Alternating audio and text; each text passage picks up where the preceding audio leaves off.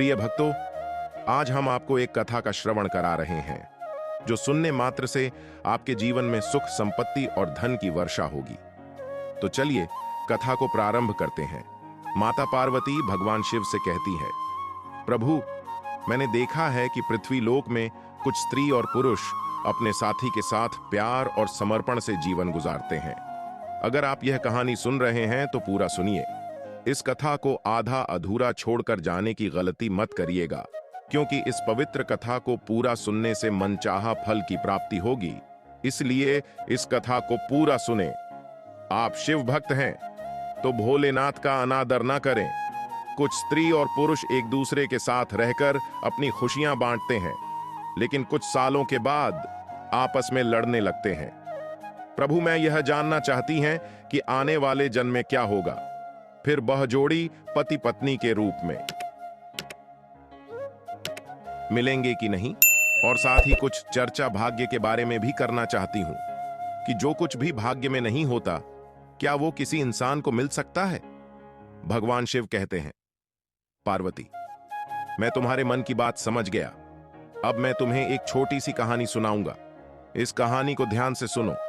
इस कहानी को बड़े ही मन से सुनना, क्योंकि इस कहानी को सुनने से तुम्हें दो ज्ञान की बातें प्राप्त होंगे। पति और पत्नी का संबंध कितने जन्मों तक रहता है, और भाग्य में जो नहीं होता वो कभी नहीं मिलता। प्रिय श्रद्धालुगण, यह कहानी बहुत ही शिक्षाप्रद है, इसलिए कृपया ध्यान दें कि कहानी के आखिर तक जुड़े रहे, क्योंकि एक आधा सुना हुआ कहानी से सिर्फ आधा ज्ञान मिलता है, जो हमारे जीवन में कभी भी उपयोगी नहीं होता। तो चलिए हम कहानी की शुरुआत करते हैं। भगवान शिव ने पार्वती से कहा, एक समय की बात है, एक राजकुमारी थी जिसका नाम रूपमती था, जो पूरी तरह से चरित्रवान थी, जिसकी शादी एक चरित्रवान राजकुमार सौरभ के साथ हुई थी। दोनों ही जीवन का आनंद, सुख, वैभव के साथ ले रहे थे। धन की कोई कमी नहीं थी, सिर्फ कमी थी तो एक संतान की, जिसको लेकर के रूपमती चिंताग्रस्त रहती थी। समय धीरे धीरे गुजरता गया। एक दिन रूपमती की तबीयत अचानक बहुत खराब हो गई। फिर वो राजकुमार सौरभ से बोली, प्रीतम, मैंने आपकी सारी बात मानी है, मैंने आपकी बहुत सेवा की है और पूजा भी की है, मगर मैं आपको खुशी पूरा नहीं कर सकती। वो है संतान को जन्म देने की खुशी। मुझे आभास हो रहा है कि मेरा जीवन कुछ पलों में ही समाप्त होने वाला है। मलाल मत करना मेरे माँ। रहने के बाद मेरी यादों के सहारे आप अपना जीवन जीना। मैं आपको वचन देती हूँ, अगले जन्म में फिर आपकी पत्नी बनूंगी। तब मैं आपको संतान की इच्छा अवश्य पूरी करूंगी। और फिर इतना कहकर कि उस रूपमती की मृत्यु हो जाती। फिर एक दिन सौरभ भी शरीर को त्याग देता है। फिर वो राजकुमार सौरभ एक ऐसे राजा के यहाँ जन्म लेता है जिसकी 100 रानियां थीं, और 100 रानियों के बीच में वह अकेला ही पुत्र था। उधर वो राजकुमारी रूपमती भी एक ऐसे राजा के यहाँ जन्म लेती है जहाँ 100 रानियां थीं, और सब रानियों के बीच में केवल एक ही पुत्री थी। जिन राजा के पुत्र था, उस राजा के पास में बहुत ही अक्लमंद और वफादार तोता था। राजा उससे बहुत सारे मामलों में सलाह लिया करता था, और उसकी सलाह वह मानता भी था। बड़ी बड़ी मुश्किल समस्याओं में राजा तोते की सलाह अवश्य लेता था। एक दिन राजा ने उस तोते के पास गया और तोते से कहा, ही तोते, मैं तुम्हें एक बहुत बड़ी जिम्मेदारी सौंपता हूं जो तुम्हें पूरी करनी है। तोता ने कहा, बोलो महाराज, मैं आपके लिए कुछ भी कर सकता हूं। तो राजा ने कहा, है तोते, तुम तो जानते हो कि मेरा एक ही बेटा है और मैं अपने बेटे के लिए कैसी बहू चाहता हूं। मैं तुमको पता है तुझे मेरे लिए ढूंढ कर वैसी ही बहू लानी। राजा ने उस तोते को अपने मन की सारी बात बता दी, बहू कैसी चाहता है।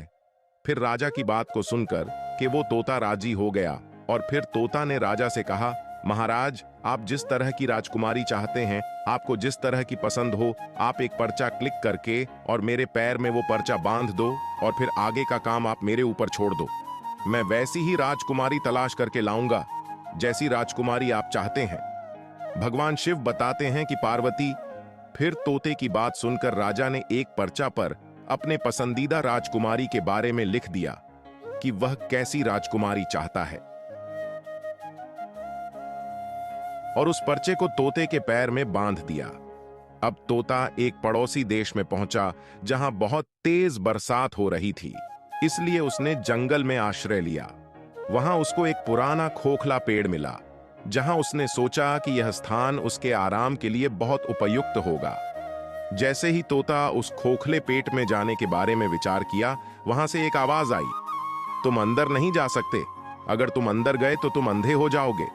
फिर तोता ने इस डरावनी बात को सुनकर खोखले पेड़ में नहीं गया और वहीं पर एक झूला जिसका एक तार टूटा हुआ था वहां जाकर बैठ गया और वर्षा थमने का इंतजार करने। बारिश बंद होने के बाद में उसी जगह एक ने और आकर तोते के पास बैठ, फिर दोनों बहुत देर तक बातें करते हैं। इस बीच तोते ने मैना को सारी बात बताई कि वह कहां जा रहे हैं। फिर तोते की बात सुनकर के वो मैना कहने लगी, आज की हमारी मुलाकात बहुत ही अच्छी रही। और फिर वो तोते से आगे कहती हैं कि आप अपने मालिक के प्रति जितने वफादार हैं, मैं भी अपने मालिक के प्रति उतनी ही वफादार हूं। आप अपने राजा की बेटी के लिए कैसे राजकुमारी की तलाश कर रहे हैं जो उसके अंदर सभी गुण, तो मैं भी अपने राजा की बेटी यानी राजकुमारी के लिए ऐसे राजकुमार की तलाश में निकली है जिसके अंदर सारे गुण हों। फिर वो तोता कहने लगा कि हमारी राजा का कहना है कि हम ऐसे घर की राजकुमारी लाएंगे जिनमें राजा की 100 रानियां होनी चाहिए, क्योंकि हमारे राजा का भी 100 रानियां हैं। तोता मैना से यह कह दिया। मैना कहती है, अब हम आपकी बात समझ गए हैं, क्योंकि आपके राजा के पास भी 100 रानियां हैं और हमारे राजा के पास भी 100 रानियां हैं।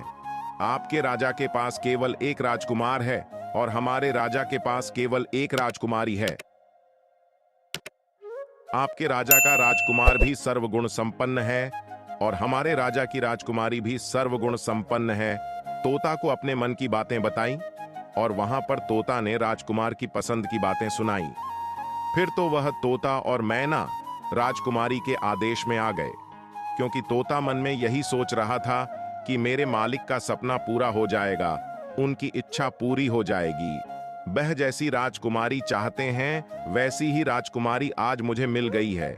इस प्रकार जब तोता और मैना उड़ते हुए राजकुमारी के महल में पहुंचे तो महल के एक नौकर ने उनको देख लिया, तो उन्होंने राजा से जाकर बताया कि महाराज, आपने मैना को जिसका कार्य के लिए भेजा है, उसने आपके साथ में बहुत बड़ा विश्वासघात किया है। वो राजकुमार की तलाश में कहीं पर नहीं गए, वो तो एक तोते के साथ घूम रही है। मैंने तोते के साथ घूमते हुए अपनी आंखों से देखा है और आपकी बात पूरी तरह से भूल गई है। आपकी आज्ञा का उसने उल्लंघन किया है। इस प्रकार राजा को क्रोध आ जाता है और वो तोता और मैना को दोनों को मारने का हुक्म देते हैं। तोता और मैना को यह बात जानकारी हो गई कि राजा हमें मरवाना चाहता है। यह बात तोता और मैना को समझ में आ गई और फिर मेहनत होता से कहा, हमारी जान इस जगह पर खतरे में है, हमें जल्दी स्थान से दूर भाग जाना चाहिए। इससे पहले कि राजा हमें मार दें, तब हमें यहां से भाग जाना चाहिए। हमें जल्दी से इस स्थान को छोड़ देना चाहिए, वरना हम दोनों बिना बात के मर जाएंगे, जैसे कि राजा ने तय किया है। इसके बाद जब तोता और मैना ने सोचा कि वे इस स्थान से दूर जाने वाले हैं, तो वह बहुत दूर तक चले गए। जब राजा की सिपाही उन्हें बहुत देर तक खोजते रहे पर भी नहीं, फिर सैनिक वहां से वापस आ गए, क्योंकि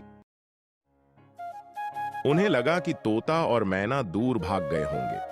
अब इधर तोता और मैना ने कुछ दिनों तक इंतजार किया ताकि लोग उनकी बातों को भूल जाएं। फिर कुछ दिनों बाद तोता और मैना वापस महल आए और आकर के तोता राजा के दाएं घुटने पर और मैना राजा के बाएं घुटने पर आकर बैठ गए। फिर तोता मैना ने राजा से पूछा, आप हमको क्यों मारना चाह रहे थे? हम तो आपके वफादार हैं, आपके महल के नौकर हमसे जलते हैं, इसीलिए उन्होंने आपसे हमारी बुराई की।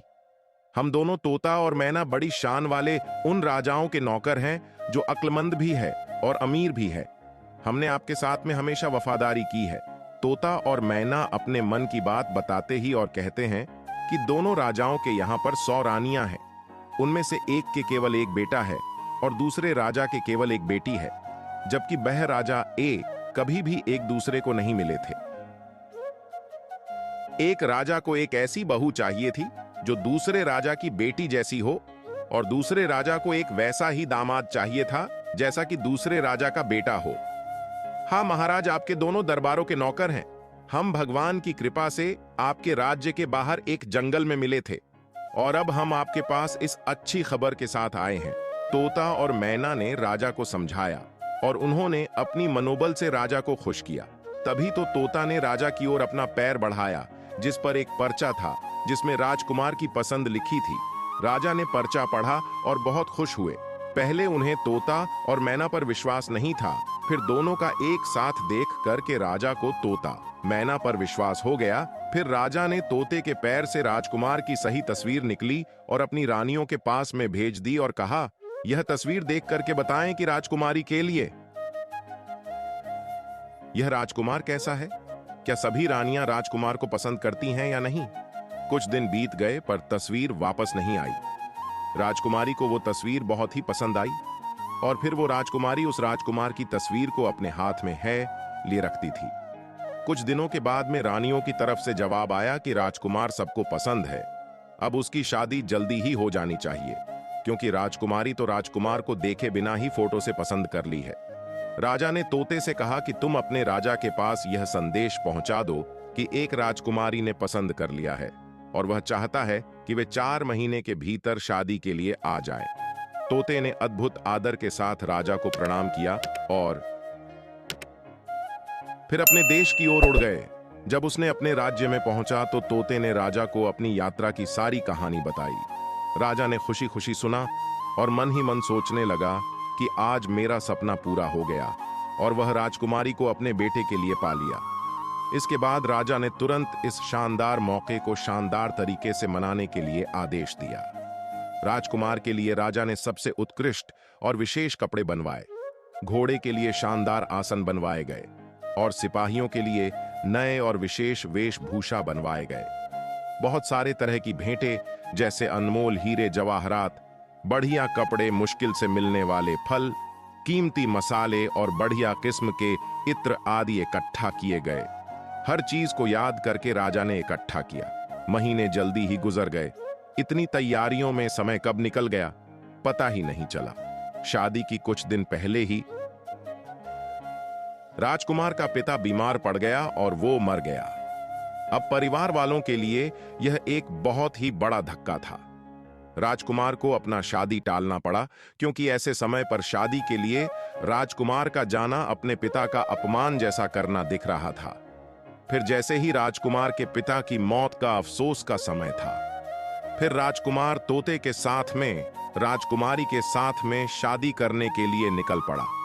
उधर राजकुमारी का राज्य कोई ज्यादा दूर नहीं था, इसीलिए राजकुमार तोते के साथ में बहुत जल्दी पहुंच गया और फिर राजकुमार ने अपना डेरा राजकुमारी के महल के पास वाले बगीचे में डाल दिया। अगर राजकुमार उस बगीचे में ना गया होता तो अच्छा होता, क्योंकि वहां उसका तोता मर गया। उस बगीचे के माली ने उस तोते को मार दिया, क्योंकि वह तोता एक खजूर पर बैठकर खजूर को तोड़ रहा था और राजकुमार की तरफ उस खजूर को फेंक रहा था। यह बात माली को रास नहीं आई और उसने तोते को मार दिया। फिर जैसे ही राजकुमार के पास यह मुश्किल आई, उसके कुछ देर बाद ही उसने सुना कि राजकुमारी के पिता ने अपनी बेटी की शादी उसके साथ करने से इनकार कर दिया, क्योंकि उसका पिता मर गया था। अब बगीचे में डेरा डालने के कुछ दिन बाद ही राजकुमारी अपनी पालकी में बाहर जा रही थी, तो इत्तेफाक से वही रास्ता उसके सामने आया। जिस रास्ते पर वो बगीचा, उसने बगीचे पर नजर डाली तो वहां राजकुमार को देखा। फिर राजकुमारी उस राजकुमार को पहचान ली, क्योंकि उसकी तस्वीर अभी भी उसके पास में थी। उसने उस समय तो कुछ नहीं कहा और अपनी पालकी ढोने वाली कारों को वापस चलने के लिए कहा, क्योंकि राजकुमारी को अपना प्रेमी मिल गया था। उसी समय उसको सब कुछ बहुत अच्छा लगने लगा। शाम को खाने के समय राजकुमारी ने अपने खाने में से आधा खाना खाया और बचा हुआ आधा खाना राजकुमार की तस्वीर के साथ में राजकुमार को भेज दिया। उसने अपनी नौकरानी से कहा कि वो राजकुमार से कहें कि वो उस खाने को खा ली, और अगर नाक तो उसमें अपनी उंगली घुसा। नौकरानी ने वैसा ही किया। राजकुमार ने खाना नहीं खाया तो नौकरानी ने उसको खाने की प्लेट में उंगली घुसाने के लिए कहा। जब उसने प्लेट में रखे चावल में अपनी उंगली घुसाई, उसने सोचा कि राजकुमारी मुझसे प्यार करती है। ऐसा सोचकर वह अपने हाथ चावल में मिलाएं और एक पत्र राजकुमारी के लिए लिखकर उसे नौकरानी के द्वारा भेज दिया। फिर जब राजकुमारी ने वो पत्र पढ़ा तो उसके मन में राजकुमार से मिलने की इच्छा उत्पन्न हुई। उसने रात को अपना घोड़ा तैयार करवाया और उस बगीचे की ओर चल पड़ी जहां पर राजकुमार ठहरा हुआ था। तभी राजकुमारी ने कहा, मैं तुमसे बहुत प्यार करती हूं और इसीलिए मैं छिपकर तुम्हारे पास आई हूं। मेरे पिता मुझे तुमसे शादी करने की इजाजत नहीं देंगे। चलो अपना घोड़ा तैयार करो और मुझे अपने साथ अपने राज्य ले चलो, जहां हमारा कोई कुछ नहीं बिगाड़ सकता। तब राजकुमार और राजकुमारी दोनों ही घोड़े पर सवार होकर के राज्य से बाहर की तरफ चल दिए और वो एक ऐसे स्थान पर जा पहुंच गए जहां पर उनकी जान बहुत बड़े खतरे में पड़ गए। वो जिस नगर में पहुंचा उस जगह पर एक जादूगर नहीं रहती थी, उसकी भी एक बेटी थी। जैसे ही उसकी बेटी ने राजकुमार को देखा तो जादूगरनी की बेटी उस राजकुमार से प्रेम कर बैठी और उससे शादी करने की सोच ली। अब वह जादूगरनी मन में सोचने लगी कि शादी राजकुमार के साथ कैसे होगी। फिर उसने एक तरकीब सोची। फिर वो जादूगरनी की लड़की अपने मन में विचार करने लगी, आखिरकार मेरी शादी इस राजकुमार से कैसे होगी। फिर उसने एक तरकीब सोची और अपनी मां जादूगरनी से राजकुमार और राजकुमारी को अपने घर खाने के लिए बुलाने के लिए कहा और फिर अपनी बेटी की बात को मान करके उस जादूगर में राजकुमार और राजकुमारी को अपने घर खाने के लिए बुलाया। जब राजकुमार और राजकुमारी उस जादूगरनी के घर जाकर खाना खाने गए तो जादूगरनी ने राजकुमार को एक कमरे में बुलाया और उसके गले में एक लठ का फंदा डाल दिया। जब फंदा डाला गया तो वो राजकुमार, जो पहले एक इंसान था, एक भैंस के रूप में बदल गया और फिर दूसरे दरवाजे से जादूगरनी ने उस भैंस को घर से बाहर ले जाकर सुरक्षित स्थान पर बांध दिया। वहां वह अपनी बेटी के साथ भी था। अब राजकुमारी खाने के बाद अपने राजकुमार को खोजने लगी, लेकिन वह भैंस बन चुका था। उसे कैसे ढूंढते? पूरे दिन वह भैंस है जो जादूगरनी की बेटी के पीछे घूमते रहे थे। जादूगरनी बेटी जहां भी जाती वो भैंस उसके पीछे जाता। जादूगरनी की बेटी रात को भैंसे के गले से रस्सी का फंदा निकाल दे दी थी, जिससे वो राजकुमार बन जाता था और भैंसे का रूप खत्म हो जाता था। और जैसे ही सुबह होता था वैसे ही वो रस्सी का फंदा फिर राजकुमार के गले में डाल करके उसे भैंसा बना देती थी और दिन भर उसे बाहर घूमते थे। उधर राजकुमारी को राजकुमार से बिना मिले कई दिन हो गए थे।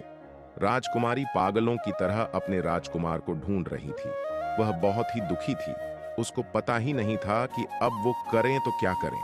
आखिरकार राजकुमार उसको छोड़कर कहां चला गया। कभी राजकुमारी मन में सोचने लगती कि राजकुमार ने मुझे धोखा दे दिया। कभी सोचती कि मुझे धोखा नहीं दे सकता, वो मुझे बहुत प्यार करता है, मैं भी उससे बहुत प्यार करती हूं। कहीं ऐसा तो नहीं किसी ने उसका कत्ल कर दिया।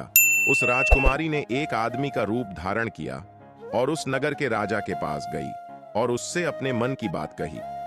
उधर राजा राजकुमारी की शक्ल, सूरत और बोलने के ढंग से बहुत ही प्रभावित हुआ।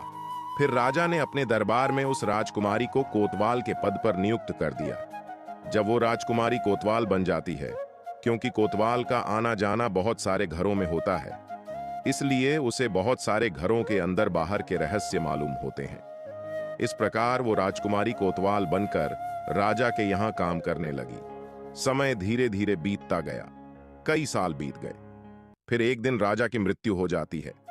उधर सभी नगरवासी उस कोतवाल को राजा बना देते हैं, क्योंकि उस कोतवाल राजकुमारी का व्यवहार जनता के प्रति बहुत ही अच्छा था। फिर एक दिन उसी नगर से एक व्यक्ति एक भैंसा खरीदने के लिए उस राजा रूपी राजकुमारी के पास आई तो राजा रूपी राजकुमारी ने उस व्यक्ति का भैंसा खरीद लिया। वो भैंसा बहुत ही काम का था। वो किसी भी खोई हुई चीज को सुन करके बता देता था। एक दिन अचानक वो भैंसा कहीं गुम हो गया। फिर तो राजा ने उस नगर में सूचना भिजवा दी कि इस नगर में जितने भी भैंसे हो सबको यहां पर इकट्ठा किया जाए। उधर यह सूचना उस जादूगरनी के पास भी पहुंची। अब सभी नगर के राजा के सामने एकत्रित हुए, मगर उस जादूगरनी ने अपना भैंसा, जो कि एक राजकुमार था, उस राजा के दरबार में नहीं भेजा।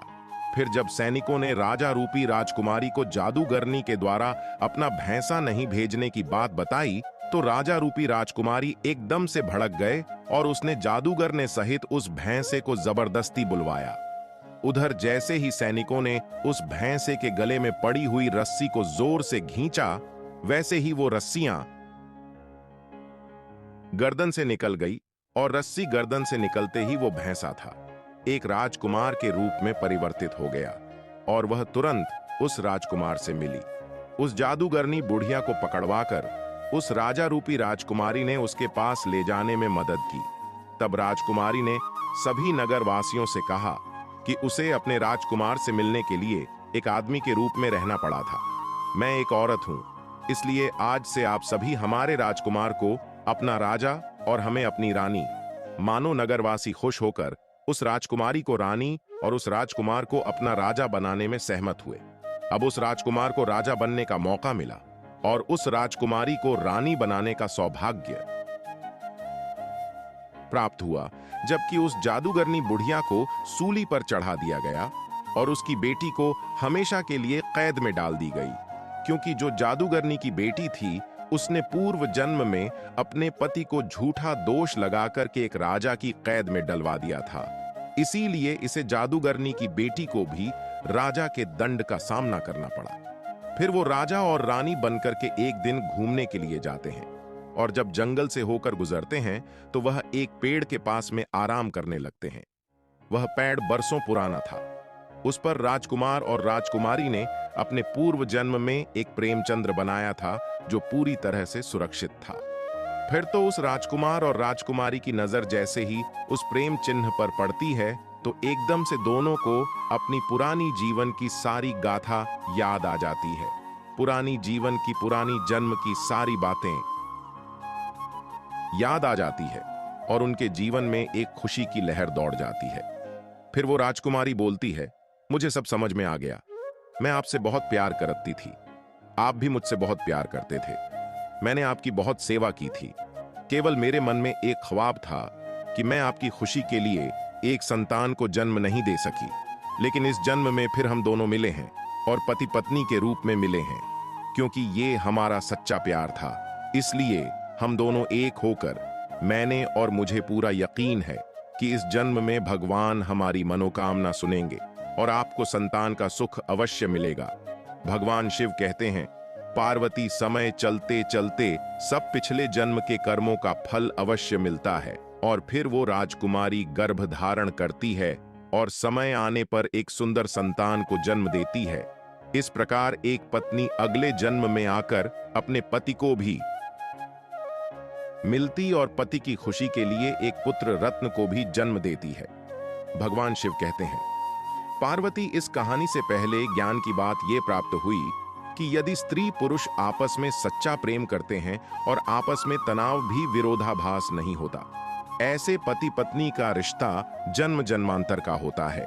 वहीं अगर स्त्री पुरुष को धोखा देती है तो उसे भी धोखा मिलता है, और यदि पुरुष स्त्री को धोखा देता है तो पुरुष को भी धोखा मिलता है। इसलिए पति पत्नी का रिश्ता अटूट विश्वास का होता है। इसलिए एक दूसरे के साथ विश्वास बनाए रखना चाहिए, और जो स्त्री पुरुष विश्वास की डोर मजबूत रखते हैं वह हर जन्म में पति पत्नी के रूप में मिलते हैं। जैसे जैसे एक समय पर एक राजकुमारी को अपने अगले जन्म में वही राजकुमार पति के रूप में प्राप्त हुआ और उसकी आवश्यकता थी जो संतान की प्राप्ति की गई थी, फिर उसे अगले जन्म में संतान का सुख भी प्राप्त हुआ। भगवान शिव कहते हैं कि पार्वती इस कहानी से एक दूसरे जीवन का ज्ञान प्राप्त की। जो कुछ भी किसी के भाग्य में नहीं होता वह कभी नहीं हो सकता है, क्योंकि जादूगरनी की बेटी का चरित्र सही नहीं था। वह अपनी जादुई शक्ति का सहारा लेकर राजकुमार को प्राप्त करना चाहती थी, जो कि राजकुमार उसके भाग्य में नहीं था। इसलिए वह उस राजकुमार को प्राप्त नहीं कर सकी, क्योंकि जो भाग्य में नहीं होता वह कभी नहीं हो सकता। राजकुमार केवल उस राजकुमारी के भाग्य में था। इसलिए इतनी सारी कठिनाइयों के बावजूद भी उस राजकुमारी को उसके पूर्व जन्म के पति राजकुमार के रूप में प्राप्त हुआ। अब भगवान शिव कहते हैं कि पति पत्नी का रिश्ता जन्म जन्मांतर का होता है, इसलिए इस रिश्ते में हमें हमेशा पत्नी के प्रति विश्वास बनाए रखना चाहिए और पूरी तरह से एक दूसरे के आदर्श का पालन करना चाहिए। और जो कुछ भी हमारे भाग्य में नहीं होता, वह चाहे हम कितना भी प्रयास करने वह हमारे पास नहीं आता। इसलिए कभी भी गलत रास्ते पर ना जाने की बजाय सही मार्ग पर चलने की कोशिश करनी चाहिए, अन्यथा हमें गलत परिणाम सहनी पड़ सकते हैं। जैसे कि उस जादूगरनी की बेटी को राज ने हमेशा के लिए कैद में डाल दिया और उसका सारा जीवन जेल में गुजर गया। इस वीडियो को बोलते समय कोई त्रुटि हो, तुम्हें क्षमा चाहता हूं।